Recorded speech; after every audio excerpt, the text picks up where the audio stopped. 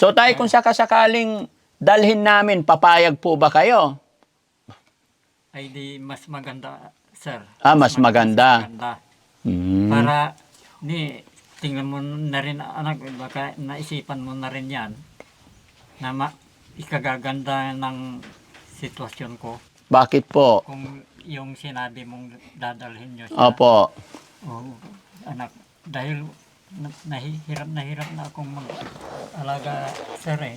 Hirap na po kayong mag-alaga? Oo po, sir. Gaano po kahirap tayo mag-alaga ng anak na ganyan ng sitwasyon? Mahirap, sir, dahil ang dami naman akong trabaho. Halos hindi ko hindi ko maalagaan. Sa edad mong yan tayo, 75, ano pa ba ang trabaho mo? Ba't nagtatrabaho ka pa? Kaya mo pa ba? Kinakayanan ko, sir. Yung basta makaya na. Siguro ito nakakakita ng mga multo, mga masasamang elemento sa gabi, kaya ayaw na niya ibuka yung mata niya. Nasaan si Marites ngayon? Wala Mindanao. Nasa Mindanao yung kapatid mo. Oo. Anong ginagawa niya doon? May tinutukan na. Ha? Tinutukan niya. Tinutukan niya? Sabihin mo kay Marites, mapapanood niya yung bidyong ito. Sabihin mo, Marites, tulungan mo ko, kamo. Tulungan mo sila manang. Gusto mo tulungan ka? Oo. Gusto mo makaalis na dito? Yan. Mahirap ba matulog dito? Oo na. Gaano kahirap? Bata kasi. Ha? Bata na. Marami bang lamok dito? Oo. Madilim. Oo. Kawawa naman si Kuya Celso dito. Oo. Oh. Yung iba mong mga kapatid, hindi ka nila tulungan. Si Marites. Si Marites ang kapatid mo. Oo. O ano sasabihin mo kay Marites? May matanggan na nyog. Ano apelyido ni Marites? May nahuli sila. Oh, Ate Marites, napakaswerte niyo po. Sinigaw. Kasi ikaw po yung naalala niyang kapatid. So, ibig sabihin, nasa puso't isipan niya kayo. No? Oo. Sana po hindi ganito, no? May Sana. sinabi sila. Ha? May sinabi silang tahimik eh. Anong sinabi ni Marites sa'yo? May agitwak. Ha? May atarusan to ka agit mo. Ay, kapatid mo si Marites. Oh. Ilang taon na si Marites? May kabahayan to. Ha? Protein. 40? Oh. 40 na si Marites. Sige. Bigyan pa kita pagkain para mabusog. Pahingi isa. Kain ka lang, ha? Ito pa pagkain. Kain ka.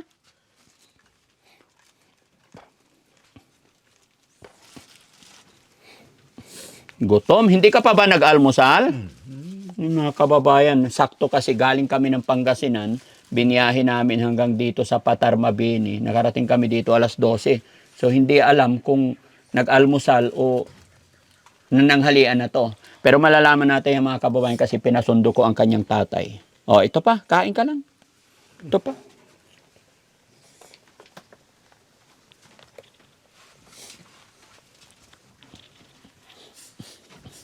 Isa pa, tinapay. Kasi gutom na gutom mga kababayan. Kung matatandaan nyo si mga kababayan, matatandaan nyo si Kuya Oliver, isang supot din na sliced bread ang unang-unang ipinakain ko sa kanya. Bukod sa sliced bread, may mga Oreo pa ubos niya.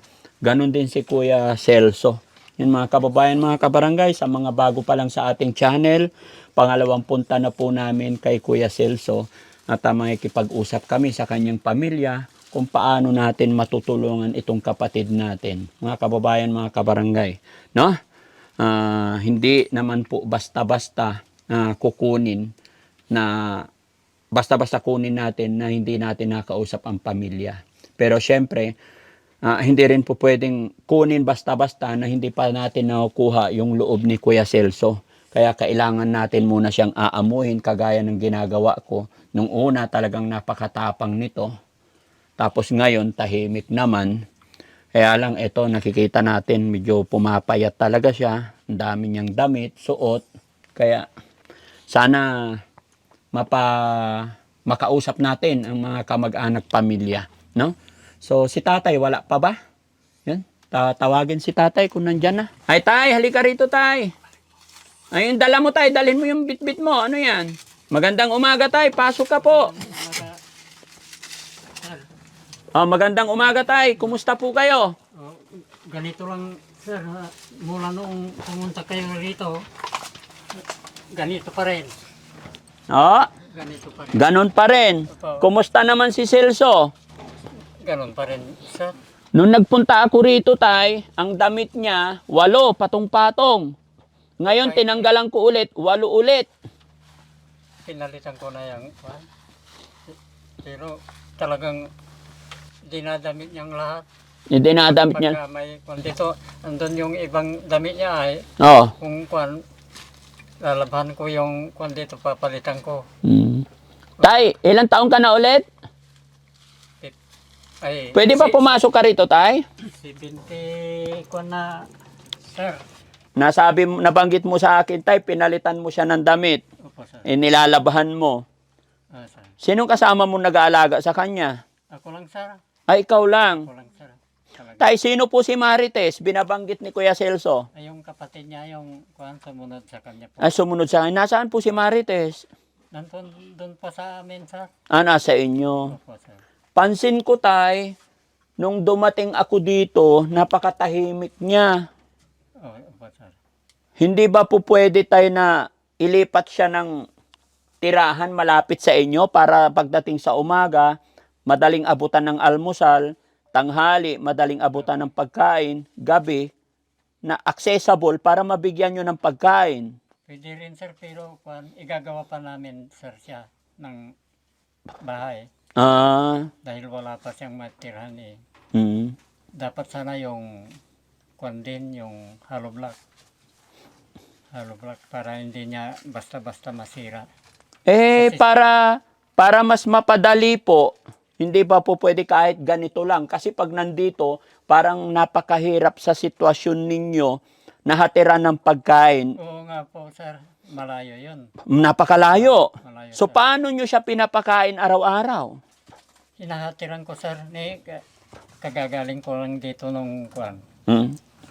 Mga kwan siguro yon alas 9. Alas 9 yun. Ilang beses mo siyang hatiran ng pagkain tayo sa isang araw? 2 beses lang, sir. 2 beses. Dahil mahirapan naman akong 3 beses na pabalik-balik eh. Kasi, sir, lalo na kung sa tag-ulan, Opo. ang hirap ng dinadaanan ko dyan. Kaya nga po, mas maganda tayo, mas malapit na dun sa bahay ninyo. Oo, sir. Para hindi ka na, kasi hirap nga po sa sitwasyon nyo, sa edad ninyong yan. Alam ko, pagod na rin kayo, tay. Pagod na ako, sir. Opo. Talaga. Kuya Celso, upo ka na, Kuya Celso, upo tayo. Nahirapan din ako. Tabi tayo, ha? Sa sitwasyon mo, tay, talagang hirap ka na po. Kaya- Nahirap na ako. Kaya kailangan itabi na lang doon. Kahit ganyan lang, ilipat lang to. Sir. Yero na lang. Di ba? Sir. Tapos ganito sahig, hindi naman siya ganoon, kumbaga pag nakatali siya, higa na lang. Pero magbawala, sir, talaga kung minsan. Kaya kung pinupuntahan ko rito, hindi ko na siya kinakausap. Basta yung sabi nyo noon na ilapag mo lang dyan yung pagkain. Opo, ganun po. Pag nagwawala, Ganun lang, hindi ko na kinakausap. pag alis mo, bantayan mo lang, tago ka. Pag alis mo, kakainin niya po yan, lalo na pag gutom. Oo, tama yun. Tama yung sinabi nyo, sir. Kaya lang naman sila nagwawala pag may masama silang nararamdaman, pag humihilab na yung sikmura nila, pag gutom na, nagwawala po talaga yan. Diba? Pag giniginaw sila, Parang hindi na rin, sir. Ha? Naman. Pag hindi ko pa binibigyan, hindi naman nagwawala, sir. ay sa ngayon hindi na nagwawala. Opo. Hindi na. Medyo ko na ngayon. Tahimik na. At tahimik na siya. So may reason tayo na ilapit na lang doon para hindi ka na rin kawawa, ano? Ako ang kasi ako lang ang Ikaw lang nag-aalaga. nag-aalaga. Yung mga kapatid niya, wala na. Magluto ako nang wala na, sir. Dahil ang dami rin nilang ginagawa. Hindi nila ako matulungan, bali ako ang tutulong pa sa kanila. Ikaw pa Sa tong... mga gawain nila. Oh. Marami talagang gawain nila. puro may mga anak na maliliit. Inaalagaan din nila yun. Oo, sa bagay, no? Lalo na't mahirap din ang buhay. Oo nga sir, hirap talaga. Kaya pag nagkapamilya ka, tay, responsibilidad mo talaga ang anak mo, ano? Oo nga. Kaya kahit 75 ka na, tay, tuloy pa rin pag-alaga sa kanya. Oo nga sir. Hanggang kailan mo alagaan yan, tay? Ewan ko lang sir, kung kailan siya, at saka kaya ko pa, ganun lang. Paano, tay? Paano, tay? Hindi sa inihiling, humina ka na, hindi ka na makapunta dito. Sino maghatid pagkain niya?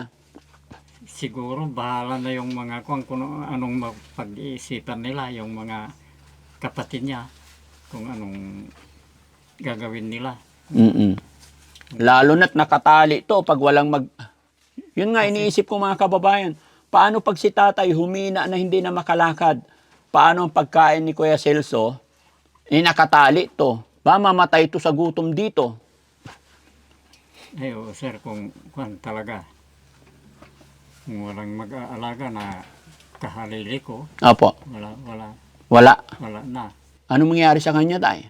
Hindi niya alam kalagan yung sarili niya. Kasi sa totoo lang, kung ito matino at kung malakas ito, sa liit ng kadena na to, kaya niyang tanggalin to. Pero wala siyang alam. Ang alam niya, nakatali siya. No? Oo, siguro, sir. Kasi kung yan kasi, kung saan pupunta, pag Pinakawalan. pinakawalan, takot yung mga tao, sir, Sa kanya. sa kanya. Oo, sir. Pero, Kasi mayroon lang yung una, mayroon lang na pinadoktor namin sila, pinalupalo daw sa ulo yung mag-asawa mag-asawa sila. pero ngayon, tay, mahina na siya. Mahina na ngayon. Opo. Ay, sa bagay ko. Kung ganyan na nakatala, hindi na Na-exercise. exercise. Hanggang sa lalamunin na yung resistensya niya, ano? Pinatayo ko siya, tay. Ang tangkad pala. Matangkad sa akin yan. Ay, mas matangkad po sa inyo. Sa, Pumayat lang siya, kaya akala mo maliit. Pero pagka napataba yan, no? sir. Okay, tay. So, sana tay, pag balik namin, sana nakalapit na siya sa inyong bahay, no? Total, hindi naman na siya sabi mo, hindi na siya nag-iingay. Ang rason ni tatay noon, nung unang punta namin dito, nagwawala, maingay talaga, kaya Maingay nilagay nila siya. dito sa bundok. Maingay. Tay, nagdala kami ng mga grocery. Para sa kanya, para sa inyo. Malaking pasasalamat ko na naman, sir. Oo, pahiram guys, Yung paabot. mga tulong nyo. Opo. Bihira ng ganitong ginagawa nyo, sir, Oo. Parang sana kaawaan. Honey, ibukas mo nga. Kaawaan kayo ng Diyos na lahat. Opo. Para makita ni tatay. Ito tay, mga gamit din sa kusina. No? Ay, maraming salamat po. Mga tinapay. Ay, marami kayo dala. Yung isang supot tay, kinain na ni Kuya Celso, nagutom eh. Ayan. Pinakain ko yan kanina pero ewan ko lang. Gutom pa rin tay. Gutom pa siguro.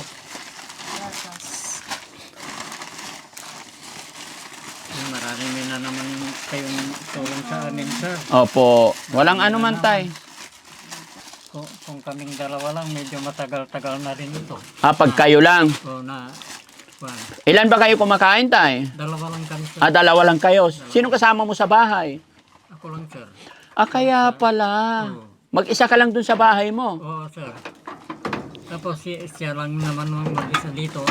Bagay, kon na rin dito eh. Parang wala namang sa kanya, kaya parang tiwala na rin akong dito manirahan.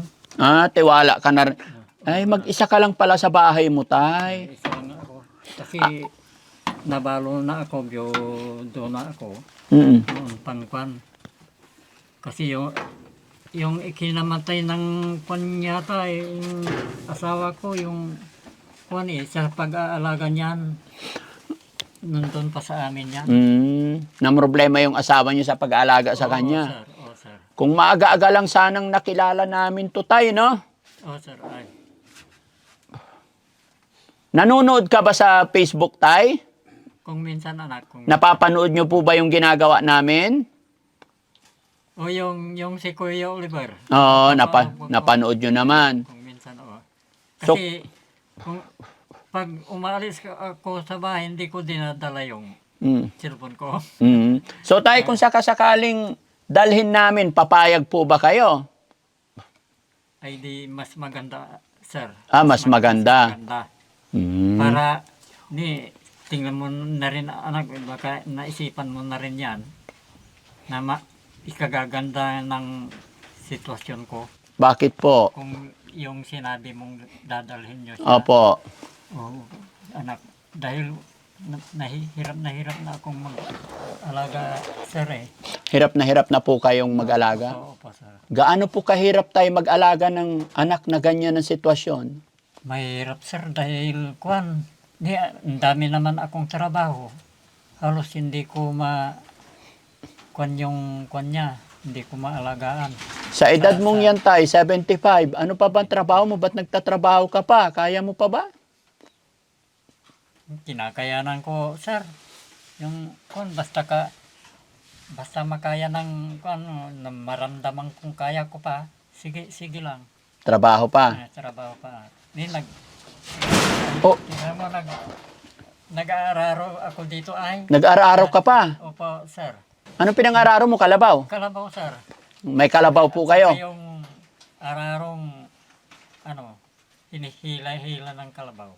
Sarili niyong kalabaw po yon. Sarili ko rin. May kalabaw pa si Lolo. Isa Ilan kalabaw mo po? Isa lang naman.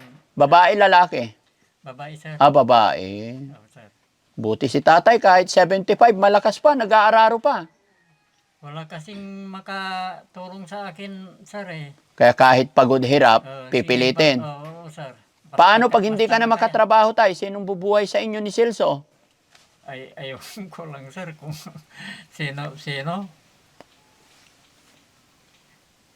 Ito yung mahirap, mga kababayan. Parang bahala na eh. Bahala na. Bahala na. Sige tay, wag lang tayong mawala ng pag-asa tay ha. Oo, sir. Mag-pray lang tayo. Yes, sir. Hindi tayo pababayaan ni God. Kaya nga sana kaawan kayo ng Diyos lagi, anak. Mm. Mm. Opo, katay, pahiram yung libro natin. Yung isa sa mga dahilan kung bakit napasugod ang Team Daddy Frankie dito. Ito lang. Ayan. Ayan. Mga kababayan, mga kabarangay. Actually, itong mensahe na to ay matagal na po. Kung natatandaan nyo yung unang upload namin at napanood po nila, yun din yung time na dumating yung mensahe na ito. So, ang mensaheng ito galing po kay Ma'am Aussie of Australia. Ayan. Nagbigay po siya, mga kababayan. Daddy Frankie, nagpadala ako ng 5,000 pesos para sa'yo. Nagpadala ako ng 5,000 sa'yo para kay Celso na ginapos sa kabundukan. Yan, for 20 years. Yon, mga kababayan, mga kabarangay. Ito po yung kalagayan, sitwasyon ni Kuya Celso. Dito sa tuktok ng kabundukan siya nakatali dahil maingay daw sa kabahayan. At ngayon ko lang din nalaman yung sitwasyon ni Lolo na mag-isa na lang pala siya. 75 years old. Kaya talagang hindi ko alam kung paano yung gagawin natin, mga kababayan, na tulong. Sana loobin ng Panginoon, bigyan nyo kami ng opinion para mas matulungan si Kuya Celso, mapagaling, para mas gumaan ang karamdaman ni Lolo. Talaga nakakaawa si Lolo, kuba na, pero sabi niya naghahanap buhay pa para kay Kuya Celso. No? So tay, mayroon na akong ibibigay sa iyo galing kay Aussie ng Australia, 5,000. Ay, maraming salamat po sa sinusir yung pinanggalingan nun. Galing po ng Australia. Sige. Maraming salamat po. Madam siya, sir. Ay, babae. Yes po. Maraming salamat, madam. Yung bigay. From Aussie ng Australia. No? Oh, napunit na yung pantalong ko. Kakaupo ko, napunit. Layo pa na uwian ko. Tawanan ako ni Mami Rochelle. Kasi akala nyo original to ha, fake lang kasi yung mga pantalon ni Daddy Frankie kaya napunit dito. Makikita na. Huwag ka na titingin, oh, punit. Kasi walang upuan dito mga kababayan, mahirap din magtayo. Sir, No? wala. Ayan. Talaga. Oh, sige. Tay, galing po kay Aussie na Australia. Kamay mo po, Tay. Ayan. 1, 2, 3, 4, 5, 6, 7, 8, 9, 10. Total of 5,000. Ay, malaki na naman ito. Sir, malaki na naman. Malaki na naman. Baka, pag babalik kayo dito, kung sakaling kukunin nyo yun, ay baka hindi pa maubos. Baka, ano kayang naman, sir, na anong araw o buwan na kayo? Tay, hindi pa namin alam kung anong petsa at araw. Basta ipag-pray lang po natin, Tay. Dahil aayusin pa namin yung mga schedule namin, shelter namin. Kasi bago namin siya dadalhin, aayusin pa namin yung kanyang kwarto, space niya. At inaaral pa rin namin yung attitude niya. Tsaka mag-uusap din tayo, kakausapin din namin yung mga kapatid para walang maging problema. No? Kasi po, hindi po basta-basta na kinuha namin, hindi pa maayos doon, tapos hindi rin nakausap yung mga kapatid, lalo na't may mga kapatid. Ilan sila magkapatid, Tay? 7 sila. 7. 7. So, kompleto pa yung 7. Kompleto pa. Kompleto pa. So, hanggat maaari, may makausap kami kahit isa, dalawa sa kapatid. No? Kasi for security din namin, kasi hindi natin alam ang bawat araw na lilipas. No? Kaya kailangan nag-uusap tayo ng maayos. Kaya sana, loobin ng Panginoon, humaba pa yung buhay natin, Tay. Ingatan mo yung sarili mo, lumakas ka pa po. Kayo rin, anak, mas lalong kung sana lalawig pa yung nyo, yung buhay nyo. Yes, Tay. Tay, anong nararamdaman mo? Nakabalik ang Team Daddy Frankie ngayon. Masaya, sir, masaya. Masaya. Saya ko. Ano masasabi mo po na nakatanggap ka ng pera ngayon? Nagpapasalamat ako ng malaki, lalo na doon sa mga tumutulong. At sa inyo na, sir. Mm-mm. Sa inyo na magka-team kayo. Opo. So ulitin ko, Tay, yung perang natanggap nyo na 5,000, galing po yan sa ating buting sponsor, si Ma'am Osi ng Australia. Ano po sasabihin nyo kay Ma'am Osi? 10,000 ito, sir. 5,000 lang po yan. Ay, oo nga pala, 5. Opo. Oo. Maraming salamat, Madam. Kung ito, malaki na ito. Mm-mm. Na pambili namin ng mga kung namin yung kung anong mga kwan dyan, makakain namin mga kwan na. Mm-mm. Opo. So may gatas dyan, Tay. Mag-inom ka ng gatas para lumakas ka pa, ha? Opo, sir. Opo, sir. Kaninang lunch, Tay, tanghalian, anong inulam nyo po? Hindi pa ako nananghalian. Naku po, 12:30 na, Tay. Pero pag uwi mo ng bahay, anong uulamin mo po? Mayroon din yatang iniluto ng mga kwan. Yung tagaluto doon sa nagpapatrabaho sa daan. Yung nagpapatrabaho, hingi ka na lang ng ulam doon. Oo, sir. Habagay, mga kamag-anak mo rin yata. Yung mga kapitbahay, sir. Ay, mga kapitbahay. O, sige, Tay, ha? Hindi na kami masyadong magtatagal. Sana, pagbalik namin, kung kaya, ilipat mo na siya doon. Malapit sa bahay mo para, sa totoo lang mga kababayan, napakahirap talaga puntahan ito, napakalayo, bundok pa. No? Pero hindi ko maipasiguro, sir, kung baka matagal pa dahil siyempre gagawa pa kami ng kwan. Sa bagay. Sige, Tay. Kaya ililipat pa namin ito ay. Sige, Tay, wala akong problema, no? Oo, sir. Basta ipag-pray natin na makabalik kami kaagad, maayos namin, no? So, sana yung mga tumulong, sir, kung din, kaawaan din sila ng Diyos. sige po, Tay. Oo, sige. Alam ng Panginoon yan, Tay. Basta magtiwala lang tayo kay God. Ano po? Oo, sir.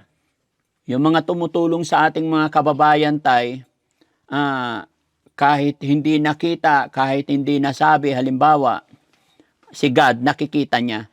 Kung ano mang kabutihan na ginagawa natin sa ating kapwa, ay alam po yan ni God. Yung mga kalokohan na ginagawa natin sa ating kapwa, alam po yan ni God. No? O sir, o sir. At kahit anong gawin po natin, kung ikaw ay nagbabalak at nag-iisip ng hindi maganda sa iyong kapwa, kailanman hindi ka aasinso. Di ba tay? O sir, o sir. Kaya ako, hindi po ako nag-aalala or anuman. Lahat, ipinapaubaya ko kay God, ang lahat-lahat, dahil hindi natin maluloko or kailanman hindi natin malilinlang ang Panginoon. No? O sir, o sir. Yan. Kaya sa lahat ng mga nagpapadala, tumutulong, lalo na sa Team Daddy Frankie, mga sponsor natin, isa lang po ang aking masasabi, thank you so much. At wag po kayong mag-alala, alam ni God kung ano yung nasa puso ng bawat isa sa atin. Kaya ano't ano man ang ginagawa natin, si God lang ang nakaalam, siya na rin bahala magbigay ng blessing, biyaya sa atin lahat. Mga kababayan, mga kabarangay, pansamantala, ang Team Daddy Frankie ay magpapaalam at lilisan sa lugar na ito. Loobin nawa ng Panginoon na mapabilang si Kuya Celso sa shelter ng Team Daddy Frankie. Kaya ako'y maglalambing sa inyong lahat mga kababayan, sakaling nanonood ka pa sa puntong ito. Malaking bagay ang iyong pag-share ng bidyong ito, pag-heart, para masali na sa shelter natin si Kuya Celso. Hindi na po kay Kuya Celso, para na po kay tatay na 75 years old. No? Honey, anong masasabi mo? Upo ka, honey. Ayan. Yun po, maraming salamat po sa pag-support niyo po sa Team Daddy Frankie. Sana po hindi po kayo magsasawa ng pag-support sa Team Daddy Frankie. At kay Miss Aussie, ma'am, maraming salamat po. Napakalaking tulong po para kay tatay tsaka kay Kuya Celso yung binigay niyo po sa kanila. God bless po and more power po. Yan. At isa pa sa aking panawagan mga kababayan, Aling Rochelle Vlog 2.0. Nag-upload po kami kahapon mga kababayan. Ang followers niya is 380. Lahat po na nag-follow, gaya ng sinabi ni Mami Rochelle, pag naka-follow ka, may 500 pesos ka. Kaya ngayon, 30,000 followers na siya. Kaya kung ikaw kabayan, nangailangan ng pang-grocery kay Aling Rochelle, mag-follow ka na. Dahil pag nakita mo si Mami Rochelle or nahuli ka ni Mami Rochelle, may 500 pesos ka. Yan ha. Kaya para hindi ka mahuli kabayan, follow mo ang Team Daddy Frankie. At syempre sa aking YouTube channel, huwag niyong kalimutan po, pa-subscribe po ang aking YouTube channel at pa-share yung mga upload namin para mas makatulong pa tayo. Maraming salamat. Mabuhay po tayo lahat and God bless po.